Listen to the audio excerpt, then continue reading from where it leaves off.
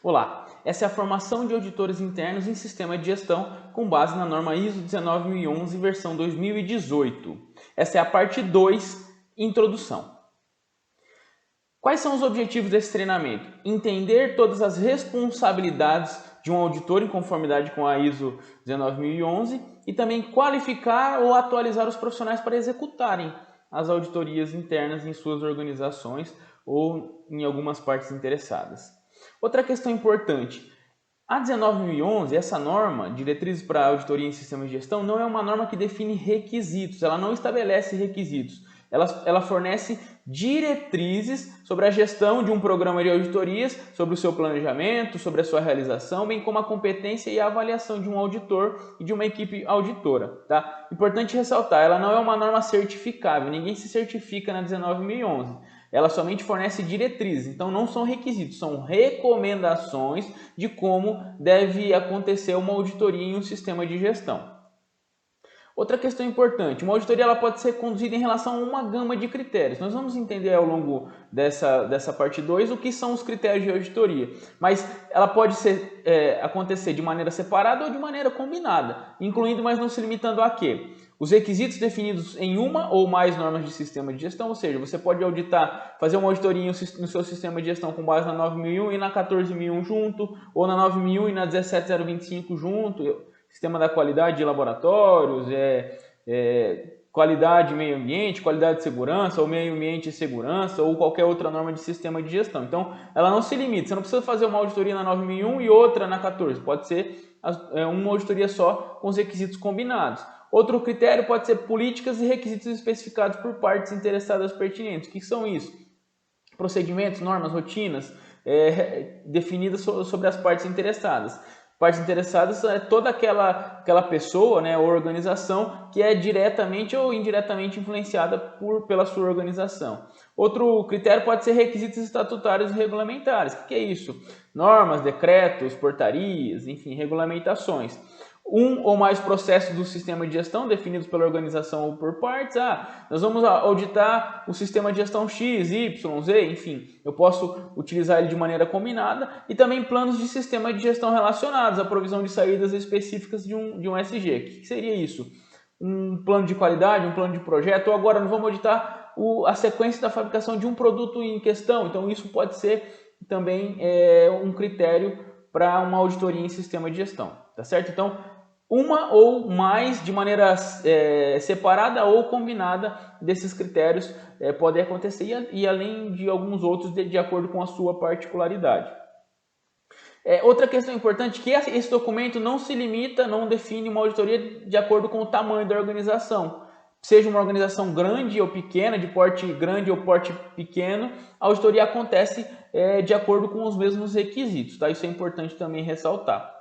Outra questão importante é que existem 3 tipos de auditoria. Auditoria de primeira parte, que é a auditoria interna. Auditoria de segunda parte, que é a auditoria em seu fornecedor ou em alguma outra parte interessada, pode ser um cliente. E também tem a auditoria de terceira parte, que é de órgãos certificadores ou acreditadores.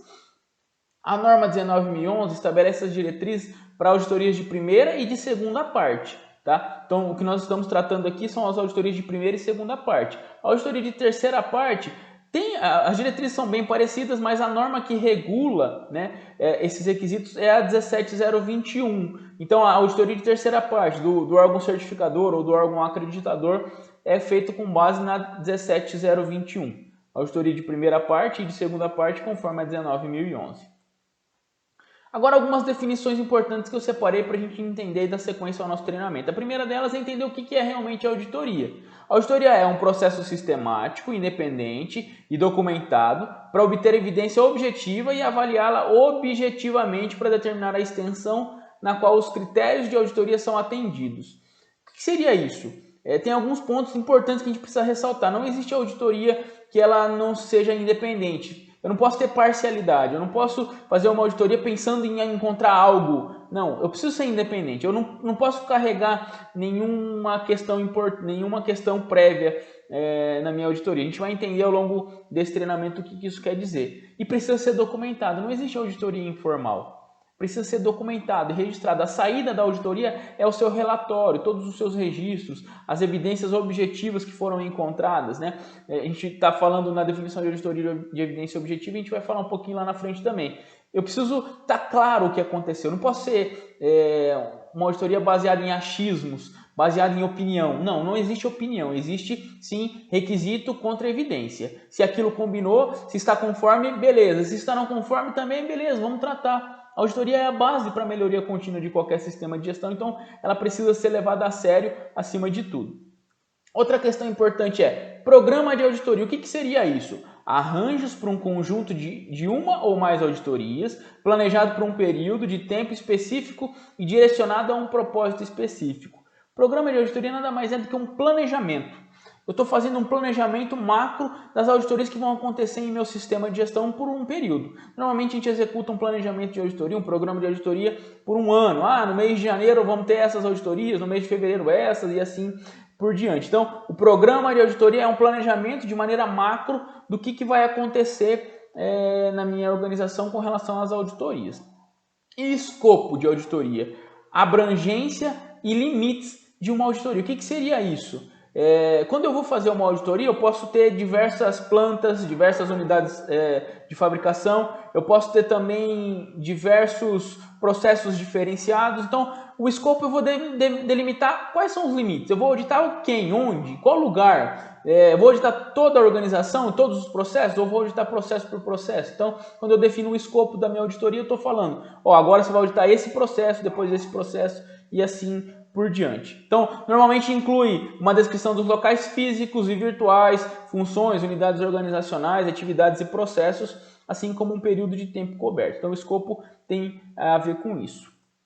Outra questão importante, plano de auditoria. Também como o programa de auditoria, o plano é um planejamento realmente, conforme a própria palavra diz. Mas aqui a gente está falando de maneira mais micro, ou seja, mais operacional. Eu estou planejando a execução realmente da auditoria e não todo o meu sistema de auditoria, toda a minha etapa de auditorias. Aqui eu estou planejando quem vai auditar, qual setor vai ser auditado, que horas vão ser auditados, quais são os recursos necessários, qual que é o objetivo daquela auditoria em si, como que ela vai acontecer, quem que vai auditar em si, enfim.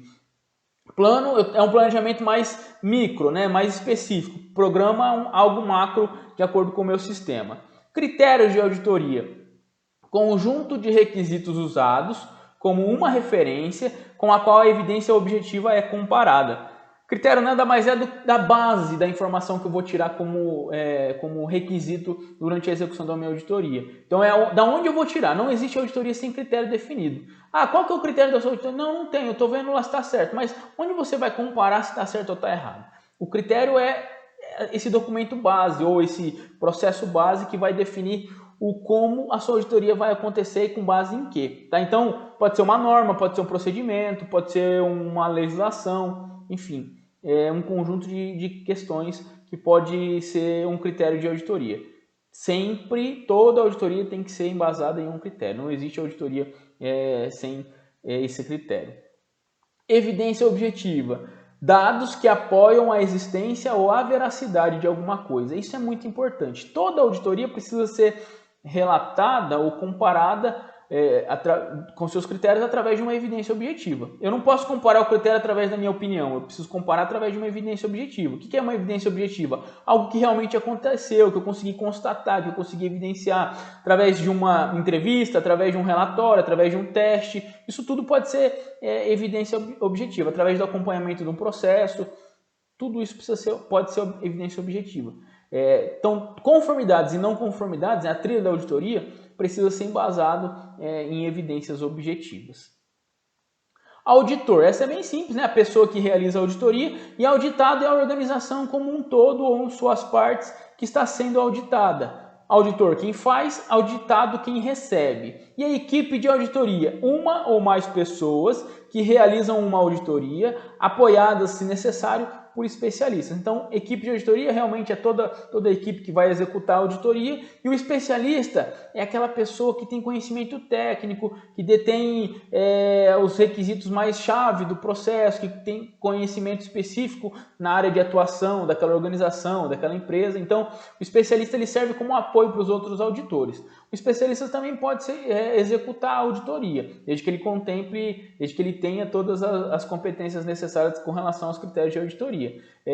Mas então o especialista é aquela pessoa com que você vai fazer uma pergunta sobre alguma dúvida técnica específica na execução da auditoria. Existem sistemas, existem processos que é fundamental a presença de um auditor especialista para que a auditoria seja embasada em evidências objetivas realmente e tenha o seu princípio básico sustentado.